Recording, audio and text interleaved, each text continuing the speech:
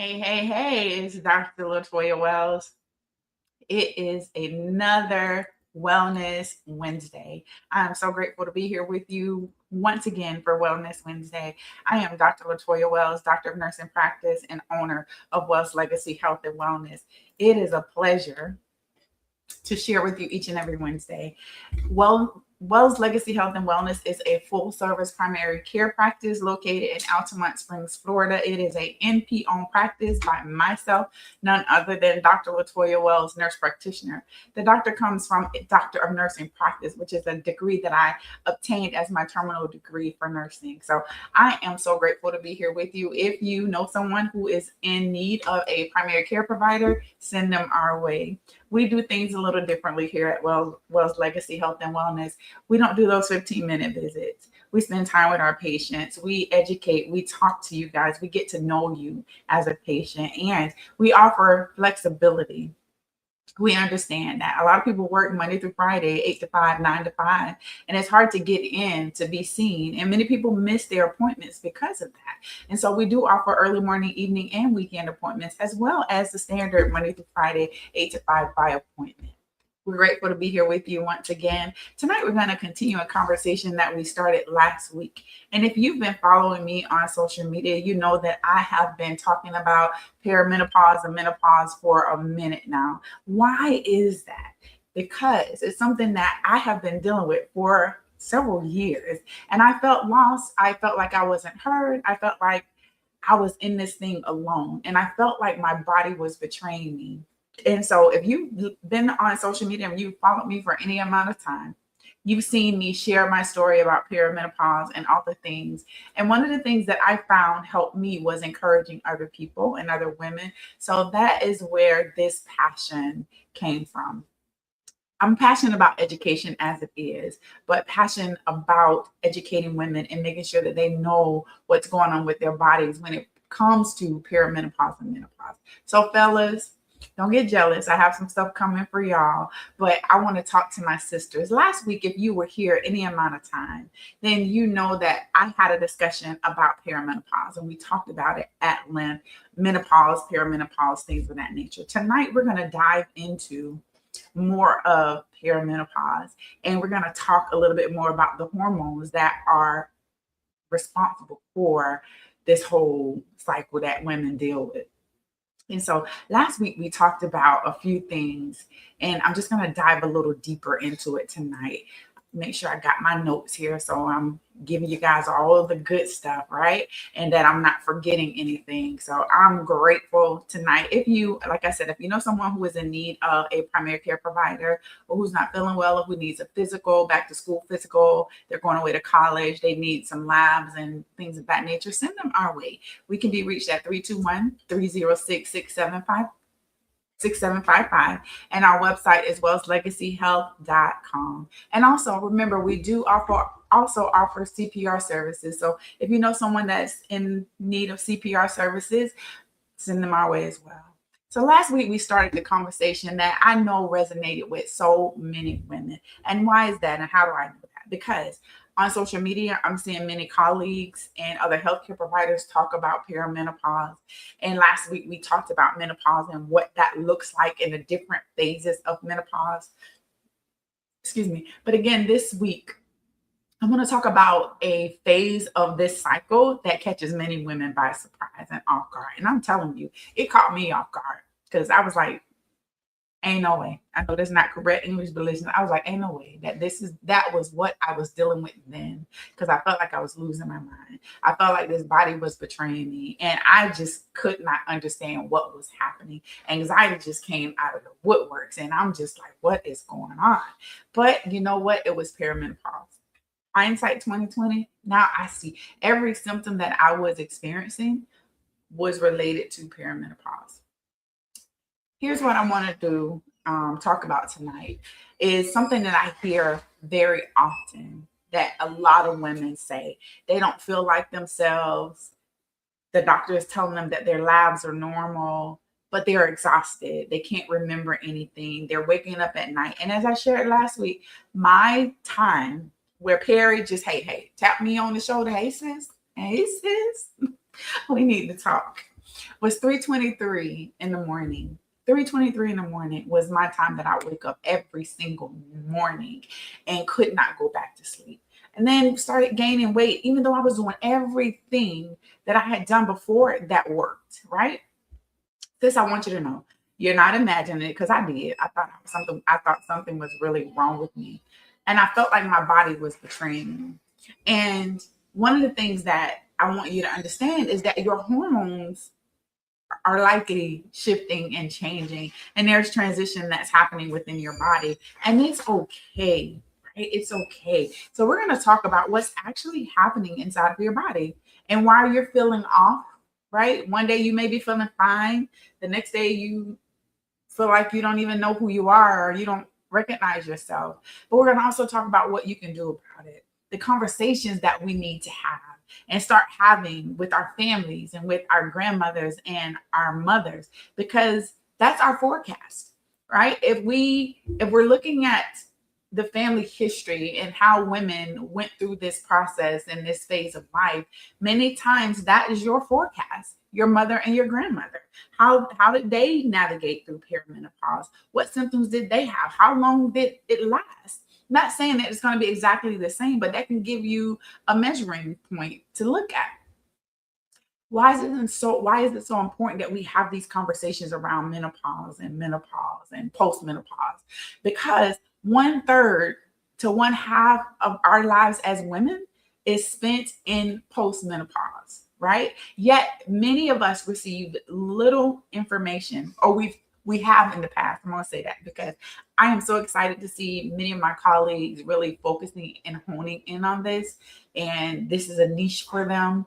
And this is an area where they're passionate about educating women, is because so little education was given in years past leading up to perimenopause and to postmenopause, right? Research also shows that many women report feeling unprepared for perimenopause, often learning about it once the symptoms really start impacting their daily life. And I'm going to raise my hand because that was me.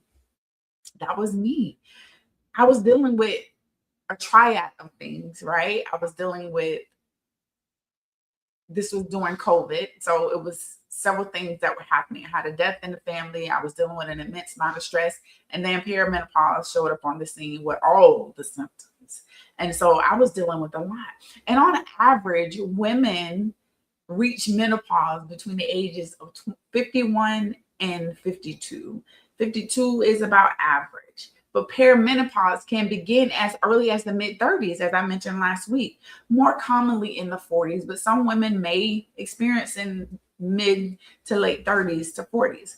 And typically, the period between perimenopause and actually getting into menopause and finishing it is about 4 to 10 years, 4 to 8 years on average. Some women it's shorter, some women it's longer. That's why we need to have those conversations with our grandmothers and our mothers to find out, when did you reach menopause? Like, when did this thing stop for you? When did you start feeling yourself again? And many times, again, that is your forecast. Too many women believe the narrative that they're lazy. I can tell you that was me, right? I couldn't understand. I couldn't figure it out what was happening with me. I used to be able to do all the things, and then I was struggling to do just a few of those things. I literally felt like I was losing my mind. There were things that I couldn't remember anymore. I was depressed. And some women simply believe that this is what is happening, that they're just getting older. That's not me. Because in my mind, I'm still 25. Even though I just turned 50 in May, I'm still 25. And this body is still 25. Even though perimenopause is showing up all in this body. In my mind, I still believe that I'm 25, which, if you know the age of my kids, then you look at me cross-eyed and sideways like, look, seriously. I have a son that's 32. I have a daughter that's going to be 30 on Friday. Yes, this coming Friday. And I have a 25-year-old, but in my mind, I'm still 25. So I'm not getting older. Those kids that are aged, they're getting older. But in reality, our bodies are transitioning. They are transitioning. And ask me about transition. I got a whole book, whole story, and a novel on it, right? But I want to drill down and really do a deep dive into perimenopause tonight. And as I mentioned last week, perimenopause means around menopause, right? It's a transitional period before you reach menopause. And it's when your ovaries gradually begin producing less estrogen. Now, estrogen is the master hormone, right? It's the one that does all the things feminine. And so during this time frame, perimenopause, your hormones are fluctuating, ovulation becomes unpredictable, which, like I said last week, if you do not want a change of life baby and you still have all of your functioning parts and there is nothing that you're using to prevent pregnancy, it still can happen. So be mindful of that. I know a couple women who've had some change of life babies. Your menstrual cycles begin changing. They're not regular anymore. They may be heavier. They may be skipping, and you may have two during a month, one lighter, a little heavier, things of that nature. Your brain and your body are adapting to what's going on. And one month you produce plenty of estrogen, and then the next month you produce almost none. The hormonal roller coaster is kind of like all over the place, which is why these symptoms are so unpredictable. One week you feel amazing, your skin's bright and glowing. The next week you barely recognize yourself. So we're going to talk about, and I'm saying all this because I've been through it. I'm going through it. But I was able to find a provider, a practitioner that helped me tremendously through this process. Next thing we're going to talk about is the hormones. And I like to think of the hormones as like a orchestra, or you know how people create beats and music to songs.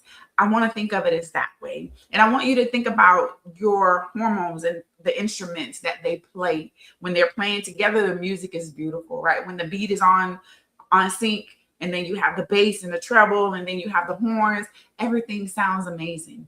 But once something gets off, like if we're thinking about this orchestra, the violin stops playing and it starts to play at the wrong time instead of in sync with everybody else. The drums get louder, the piano skips a few notes. That's when the music sounds chaotic. And I'm a lover of music, so this is one way that I can kind of put it to you where it makes sense. This is exactly what happens with perimenopause. Your hormones aren't disappearing overnight. They're becoming less coordinated, right? You're not having as much estrogen. Your testosterone levels are off. Your progesterone levels are off. And so it just creates chaos within our bodies, which is what I felt. Right. And because hormones communicate with almost every organ in your body, when one hormone changes, other symptoms begin to adjust too. So one of the biggest misconceptions is that estrogen is the only hormone involved. I'm sorry. But in reality, several hormones are changing. Estrogen, as I mentioned, is the master communicator. It's the one that is thought of and is called the female hormone, right? But the description doesn't come close to explaining how powerful estrogen is. Estrogen is what gives us that feminine touch, right? And it has receptors throughout all the body. So if you think about all these brain or body systems that I'm going to mention, or body parts that I'm going to mention, or organs, I want to say that, organs that I'm going to mention next, think about having little spots of estrogen or receptors for estrogen on all of these different parts of the body. And so you have the brain, you have the heart, you have your bones, the skin, blood vessels, muscles, your bladder, your breast, your reproductive organ. And it helps to coordinate communication between these systems, which is why fluctuation can impact every aspect of our health. So if you think about a elevator system, when you press the button, it opens the doors. And then when you get on the inside, you press another button and it takes you to that floor. Well, when these hormones are off, it's like that elevator. Instead of going to the 12th floor, it brings you to floor 2. And you're like, wait a minute, I was trying to go to 12, but it took you somewhere else. Estrogen helps to regulate the brain. And many women are surprised to learn that estrogen is incredibly important for brain function.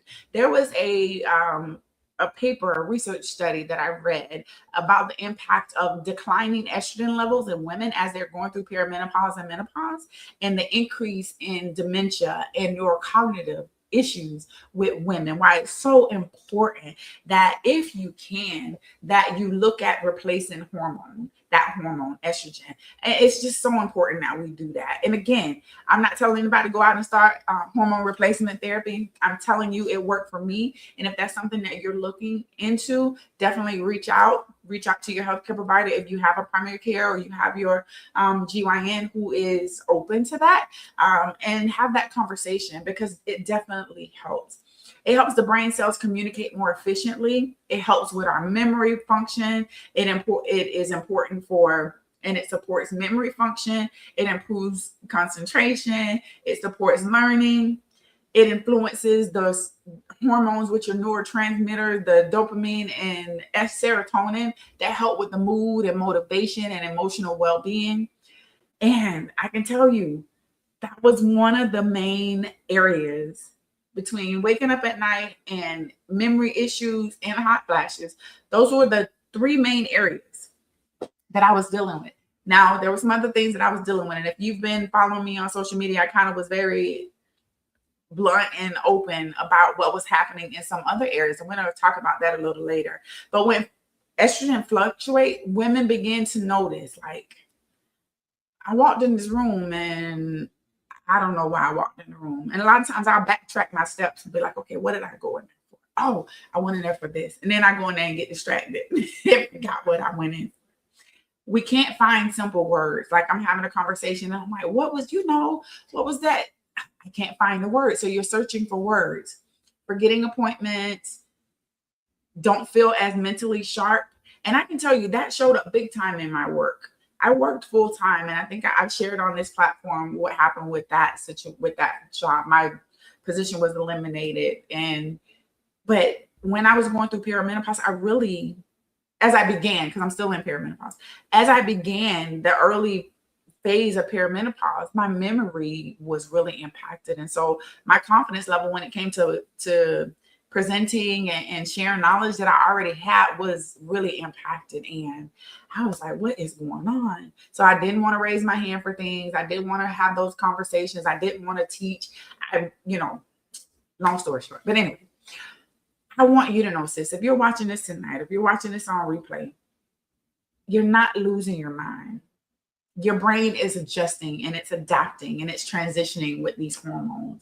And that's why it's so important that we do what we can to support our bodies and our brains and all of these areas. And we're going to talk about what you can do a little later. Another one is that your body temperature. And that's where we begin to see the hot flashes. My husband used to call them flushes. You having a flush? And I look at him, don't say nothing.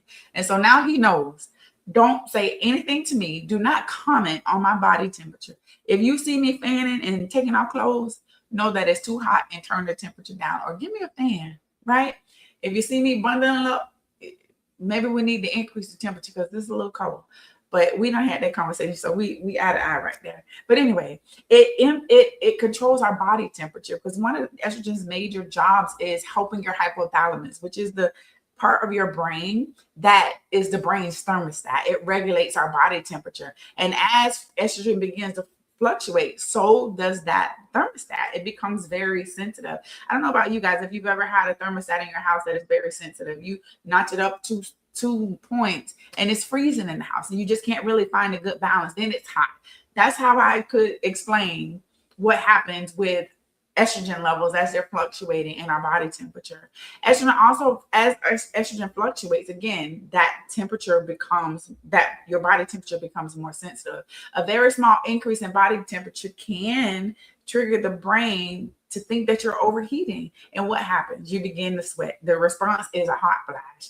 And so that's your body's way of protecting itself. But it's a false alarm. And that's where we have the hot flashes. And that's where the sudden flushing comes from, where, if you can't really see flushing in me, but for those who have lighter skin tones, you can see the redness when they get hot. Their skin begins to get red and things of that nature. And that's why we go from being perfectly comfortable to kicking the covers off and putting that one leg out. I don't know what it is about that one leg out, but that seems to help, to freezing like 5 minutes later. Another thing estrogen is responsible for is your heart health. And many women don't realize that estrogen plays an protective role in cardiovascular health before menopause. It helps in so many different areas. It helps to keep our blood vessels flexible. It supports cholesterol patterns, like the healthy cholesterol patterns. It promotes nitric oxide production, which helps the blood vessels relax. It supports healthy blood flow.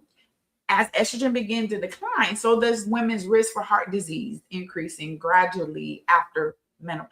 And so if you think about it, some people who have a family history who are already dealing with high blood pressure, or who are dealing with high cholesterol, or who are dealing with cardiac issues already, that is compounded after menopause.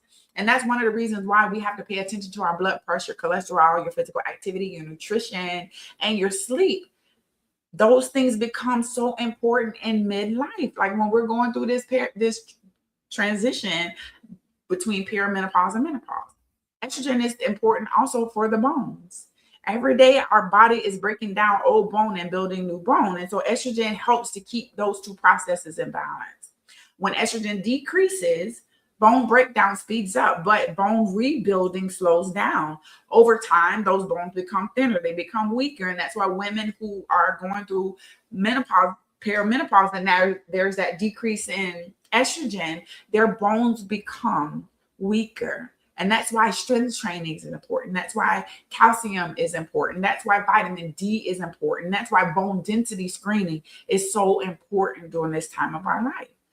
Because you don't necessarily see the density of your bones until something happens. Then we know that there's something going on. Estrogen is also important for our skin, our hair, and our collagen. Like I started noticing that, and I was like, wait a minute.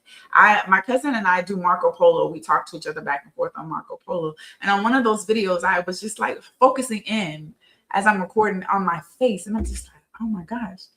So what did I do? I start increasing my collagen and things of that nature. Estrogen stimulates collagen production. And so as that estrogen level begin to decrease, collagen that was once there keeping our skin firm and hydrated and that elasticity, now our skin is dry. We're dealing with more wrinkles, or the wrinkles become more profound.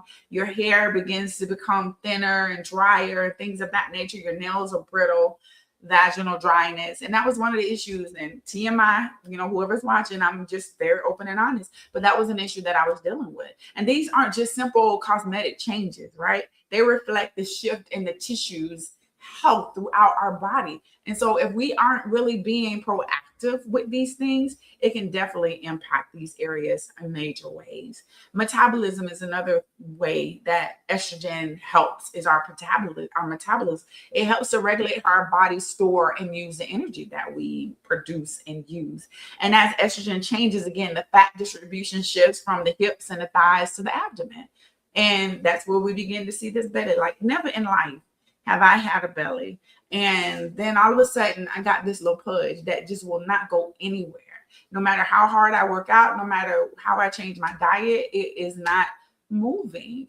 It wasn't moving until I made some changes, until I had a conversation with my practitioner and we developed a plan of care. Insulin sensitivity declines, muscle mass can decrease if it isn't maintained. And that's why strength training is so important.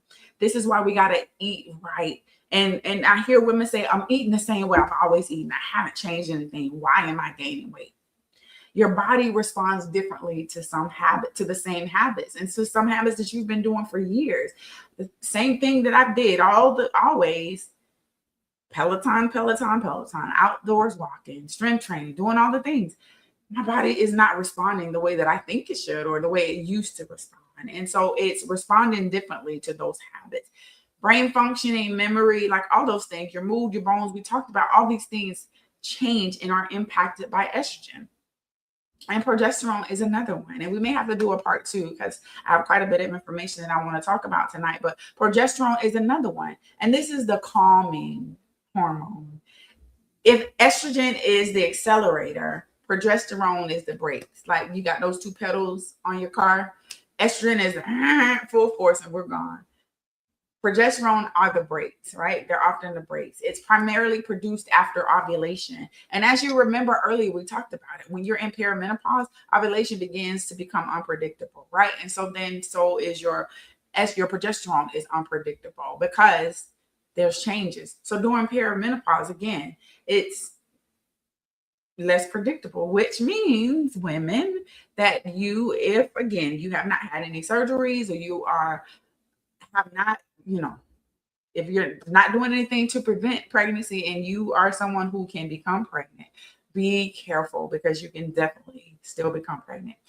That means that progesterone often declines before estrogen. And that is typically what happens when you're ovulating. Usually progesterone comes after your ovulation. And this is why many women experience these symptoms years before their periods stop. Again, estrogen is important, and progesterone also helps sleep. Progesterone interact with the calming neurotransmitters in our brain. It's called GABA, GABA. It's the calming neurotransmitter in our brains. And as that is impacted, we begin to we aren't able to sleep. And that's when we're waking up and things of that nature. Think of GABA as your body's natural relaxation system. Healthy progesterone levels help you fall asleep easily, stay asleep, right? You're waking up feeling refreshed. But as that decreases, again, that's where as I just mentioned, you're wide awake at 3:23, like I was, right? You can't quiet your mind. At night, my mind is racing. I'm a light sleeper. Like I can go to sleep, I can be exhausted, and the sleep isn't as deep as it used to be. Feeling exhausted despite being in bed all night, right? You've slept 8 hours, but you're not getting that deep REM sleep.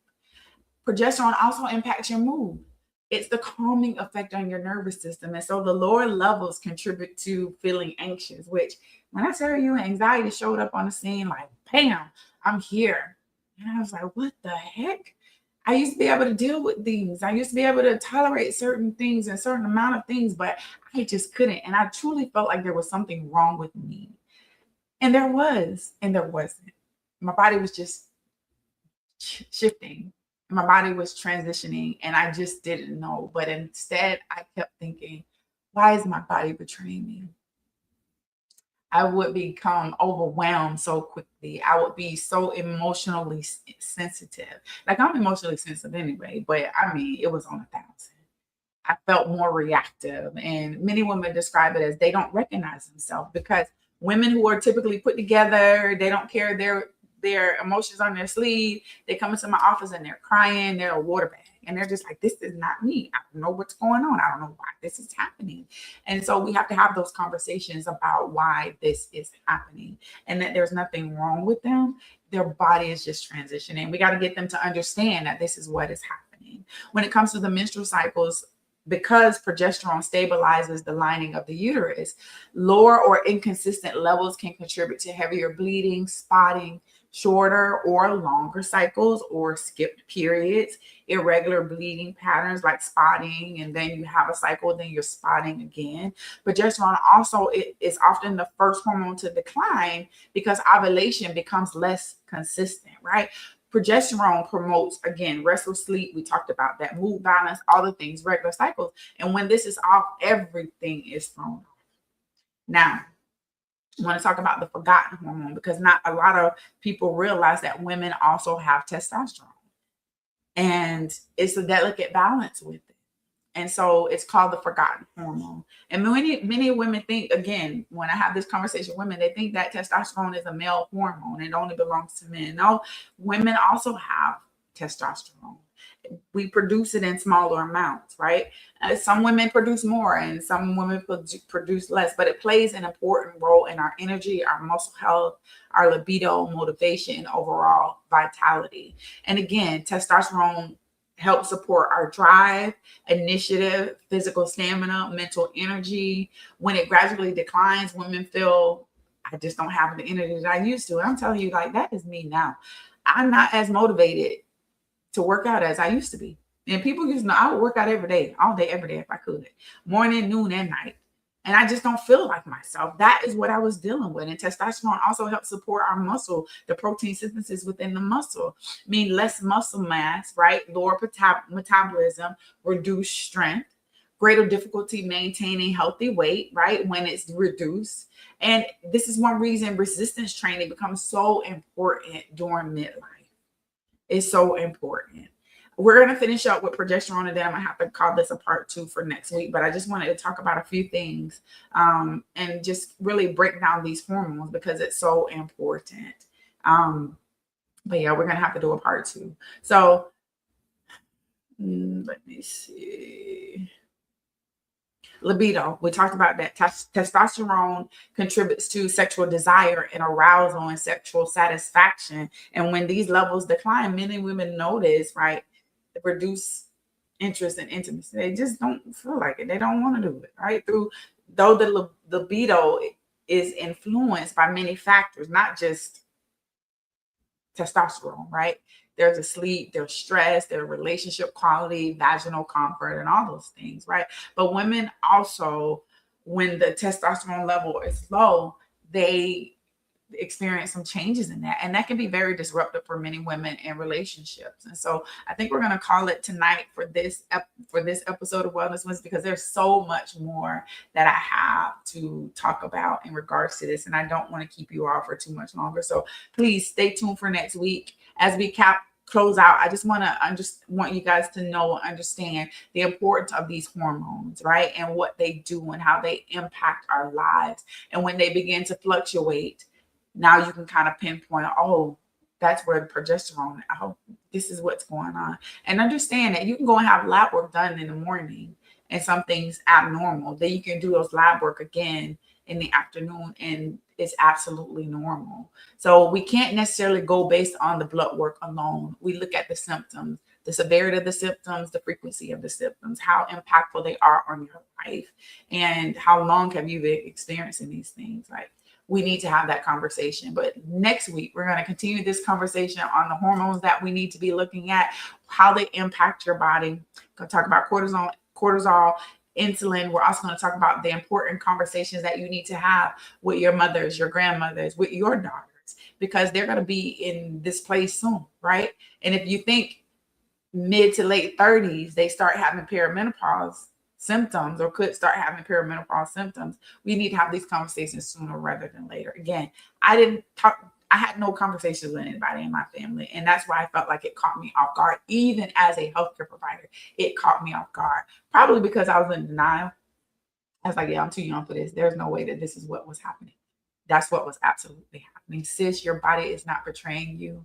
Hang in there. We got this. We got this. We're going to talk about some things that you can do to kind of help those symptoms and all the things. If you are in a place where you're just at your wit's end and you don't know what else to do, reach out.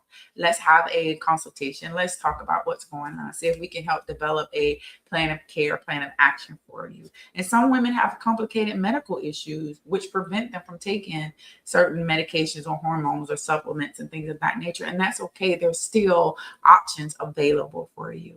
This is Dr. Latoya Wells with Wells Legacy Health and Wellness. Again, for another Wellness Wednesday title tonight was Hey Sis, Let's Talk. Come back next week for part 2 of Hey Sis, Let's Talk as we continue this discussion on perimenopause, menopause, the hormones that are important and impactful, what you can do in those important conversations that you need to have with your mother, your grandmother, and your daughters, and your friends. Stay safe, be well. This is Dr. Latoya Wells with Wells Legacy Health and Wellness for another Wellness Wednesday. Thank you.